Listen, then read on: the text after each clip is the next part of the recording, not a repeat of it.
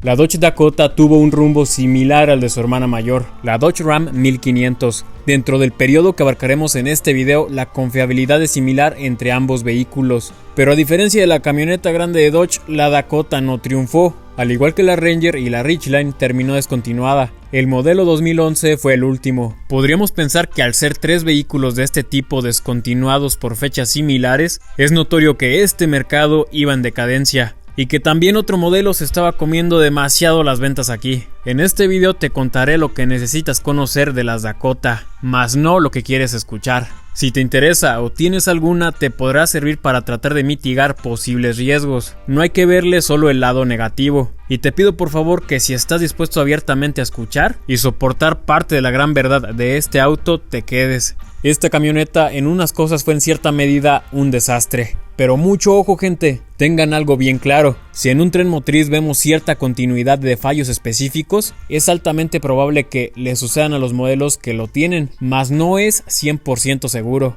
Y claro que la posibilidad aumenta si hay negligencia en el mantenimiento. Al final de este video les diré qué otros modelos de Dodge utilizaron los motores y transmisiones que aquí verán, ya que de todos esos también estuve revisando información para elaborar este video. Bueno, ya habiendo dicho todo el sermón anterior, lo que se viene para la tercera generación de la Dakota, lastimosamente no es favorable. Pero de nuevo, no todas serán terribles ni sufrirán cada aspecto.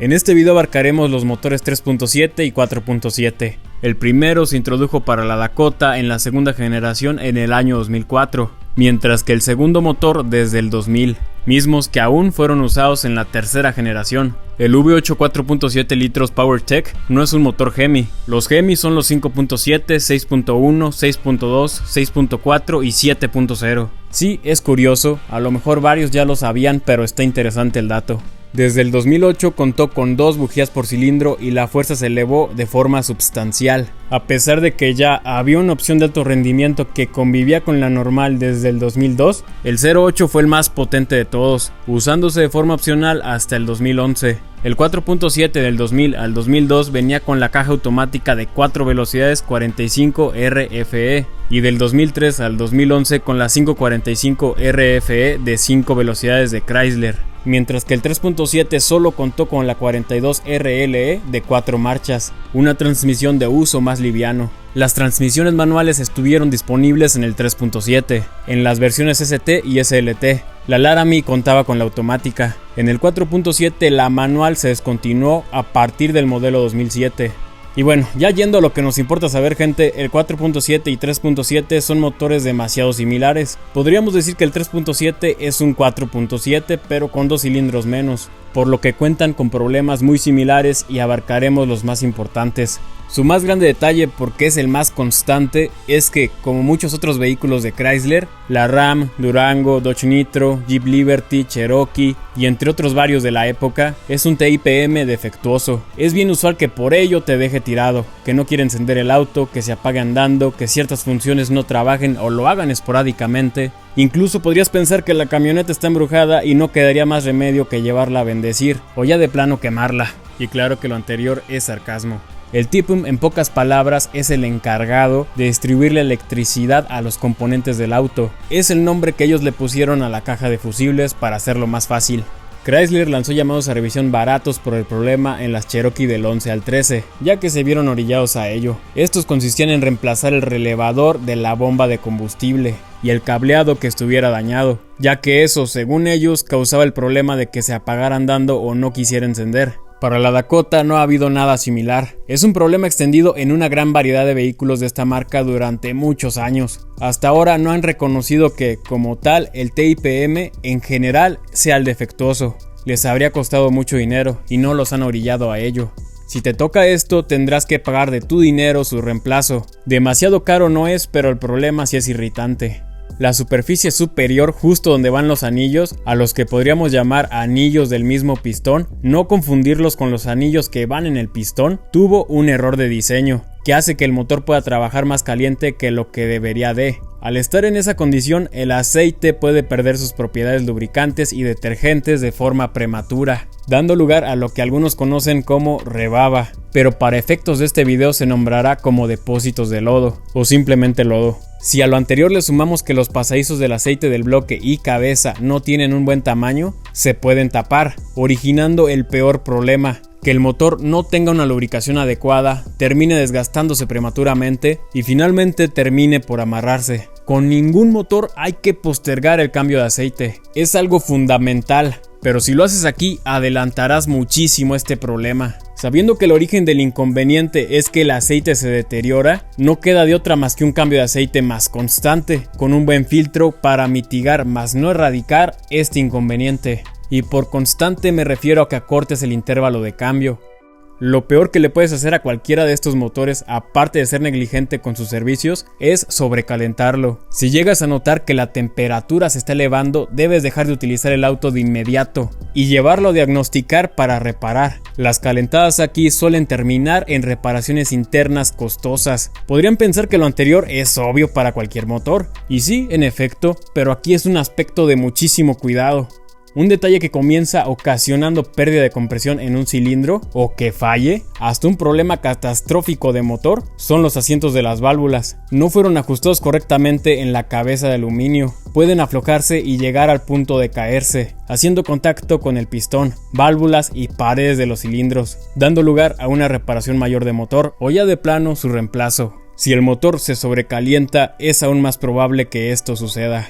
Los tres detalles anteriores fueron refutados y mencionados por una compañía que se especializa en reparar estos motores y revenderlos en Estados Unidos, Powertrain Products. De acuerdo a todo lo que pude ver de ellos, parecen tener una muy buena reputación, mas no son perfectos, nadie lo es. En la página donde ellos venden estos motores, explícitamente ponen que ellos ya resolvieron los errores de Dodge en los motores 3.7 y 4.7 que reacondicionaron. Otras dos cosas adicionales que ellos mencionan ahí mismo es que corrigieron la guía de la cadena del tiempo y la falla prematura del tensor con partes rediseñadas. Aunque este es el único detalle que no parece ser común en los 3.7 o 4.7. Y también comentan que adicionaron una junta de cabeza con capas metálicas que previene una falla prematura del empaque, debido de nuevo a la condición de altas temperaturas a la que trabajan estos motores. Si bien lo mencionado no es algo que ellos hayan descubierto, puesto que son problemas ya conocidos, ellos los refutan y confirman.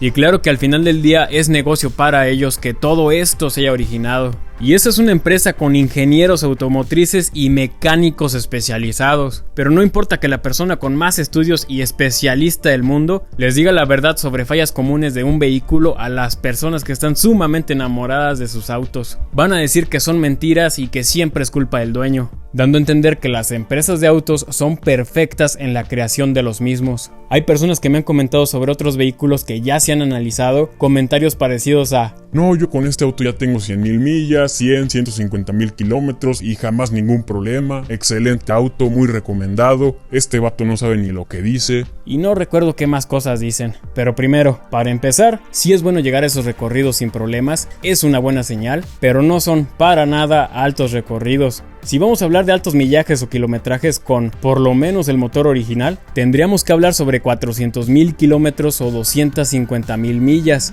Ya recorridos excelentes son sobre los 560,000 kilómetros o 400,000 millas. Y recorridos legendarios sobre las 650,000 millas o 1,000,000 de kilómetros. Sobre los dos últimos son contados los vehículos en el mercado que pueden lograr estas metas. Pero bueno, sigamos viendo los problemas comunes de la Dakota. Al final de este video les diré más o menos qué recorrido pueden esperar con esta. Los elevadores hidráulicos de las válvulas se pueden atorar. Cuando sucede, la única solución es reemplazar el que esté atorado, pero ya estando ahí de una vez sería bueno reemplazarlos todos. Esto es común y se da por el tema del lodo. El 3.7 V6 y el 4.7 V8, a diferencia de los Hemi 5.7 con transmisiones automáticas, no cuentan con MDS de forma alguna. MDS es la desactivación de cilindros de Chrysler. El sensor de posición del árbol de levas puede fallar, dando lugar a que el vehículo se quiera apagar andando o no encienda. Lo interesante aquí es que puede dar problemas de forma continua, es decir, que tengas que reemplazarlo varias veces durante ciertos periodos. las transmisiones automáticas de 4 cambios 42 RLE, 45 RFE y la de 5 velocidades 545 RFE, las 3 fabricadas por Chrysler en su momento, siendo las dos últimas mencionadas muy similares mecánicamente, no son tan durables ni tan robustas. Posiblemente se podrían considerar un poco debajo de una usabilidad promedio, pero tampoco son terribles si se mantienen bien. Podría sacarles una vida útil un tanto aceptable. No son tan propensas a fallar como los demás aspectos que ya vimos de los motores, pero excelentes o muy buenas no son. En varios de los vehículos de Chrysler, aunque no en un número alarmante, han presentado las fallas habituales de una automática a corto o mediano plazo. Y esto se acelera demasiado cuando no se usa el fluido que exclusivamente deben de llevar, que es ATF+4, de preferencia el de Mopar. Deben de cerciorarse sí o sí que sea original. Lo crean o no, sí existe falsificación en este ámbito. En resumen, estas transmisiones no son terribles, pero tampoco muy buenas o excelentes. Con la caja manual de 6 velocidades sí puedes tener un mayor margen de seguridad, en los modelos que las tuvieron disponibles. En toda la tercera generación de la Dodge Dakota se utilizaron bolsas de aire defectuosas de Takata. Hubo llamado a revisión en cada modelo para su respectivo reemplazo. En autos de Chrysler ha habido reportes de muertes por este tema. Aquí claro que ya podría ser culpa de aquellos que siguen ignorando ese llamado a revisión tan importante. Los frenos traseros se podían amarrar en ciertas condiciones de frenado, debido a una falla en el controlador electrónico del ABS. Este fue un llamado a revisión que solamente aplicaba para los modelos 2006. Dicha condición incrementaba mucho el riesgo de un choque. La solución, reemplazar la pieza. En el 2007 hubo un llamado a revisión que consistía en actualizar el software de la computadora, ya que si pasabas de drive a neutral y luego de ahí de nuevo a drive, el auto podía ponerse en la primera marcha. A velocidades sobre 40 millas por hora podía provocar que las ruedas se amarraran momentáneamente, incrementando el riesgo de un choque. Si tuvieras que escoger entre el 3.7 y el 4.7 por consumo de gasolina, la diferencia es muy poca, por lo que sería más interesante decidirte por el V8 de una vez. En cuanto a mantenimiento, sí saldrá un poco más caro, pero valdrá la pena, especialmente del 0.8 en adelante, con la gran potencia que traen. Esta pickup en su momento destacaba por ser de las únicas que tenía como opcional en su segmento de pickups medianas un motor V8. La Ranger no lo tenía, la Tacoma no lo tenía, para la Colorado sí había, pero era exageradamente limitado el 5.3, la Ridgeline tampoco contaba con uno. Y bueno, habiendo escuchado todo lo anterior, las mejores Dakota en cuanto a uso útil aprovechable son las del 2000 al 2007 con el motor V8 4.7 y la transmisión manual. Es un motor en el que sí se han visto recorridos aceptables y buenos, superando las 250 mil millas con el motor original. Eso es algo que no se puede negar. Con las otras transmisiones y el 3.7 el asunto sí está más complicado. Como podrán notar, no es un producto que pueda dar una muy alta longevidad, si lo comparamos por ejemplo frente a una Ridgeline, Ranger, Tacoma. No me gusta hacer esas comparaciones porque de por sí yo comprendo que estos análisis de carros pueden llegar a molestar, pero creo que ahora sí era necesaria. Mi objetivo es hacerles saber lo que a mí me gustaría conocer de cierto carro si estuviera por comprármelo, porque personalmente he visto de terceras personas y he vivido lo irritante que es estarle metiendo dinero a un vehículo que nada más no da tregua. Un mantenimiento sumamente regular de cambio de aceite y evitando lo más que se pueda sobrecalentamientos te podrían ayudar para sacarle un recorrido aceptable. No muy bueno ni excelente, pero sí aceptable.